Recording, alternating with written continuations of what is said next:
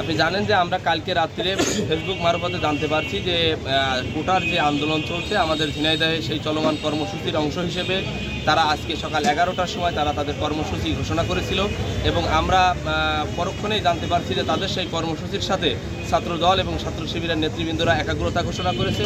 তার কারণে আমরা সকাল থেকেই আমরা ঝিনাইদহ পায়রা চত্বরে আমরা ছাত্রলীগের নেতৃবৃন্দ আমরা অবস্থান কর্মসূচি করেছিলাম এবং সেটা শান্তিপ্রিয় অবস্থান কর্মসূচি করেছিলাম। আমরা এই সংশ্লিষ্ট আন্দোলনকারী সংশ্লিষ্ট নেতৃবৃন্দের সাথে কথা বলেছি।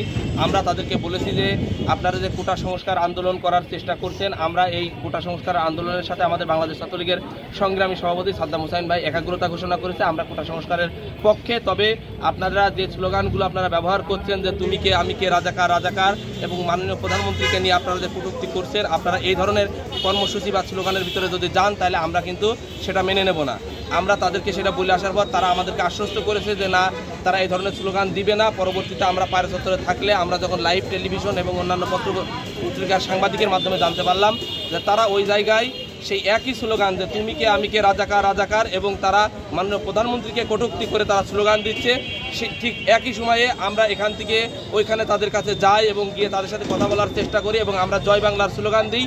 মূলত জয় বাংলার স্লোগান দেওয়ার সাথে সাথেই 30 সেকেন্ডের ভিতরেই তারা যারা আন্দোলনকারী শিক্ষার্থী ছিল তারা ওখান থেকে সরে পড়ে।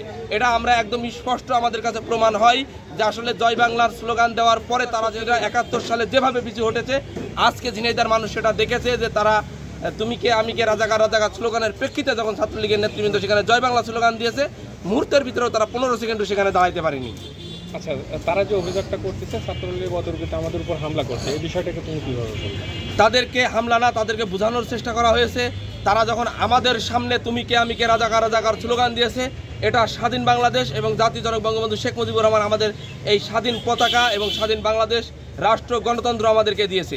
এই স্বাধীন রাষ্ট্রে দাঁড়িয়ে যদি কেউ তুমি কে আমি কে রাজাকার রাজাকার স্লোগান দেয়, বাংলাদেশ ছাত্রলীগের নেতৃবৃন্দ তখন সেটা মানবে না এবং 1971 সালে যেভাবে তাদেরকে প্রতিহত করা হয়েছে এই রাজাকারদেরকেও আমরা ঠিক একইভাবে প্রতিহত করব।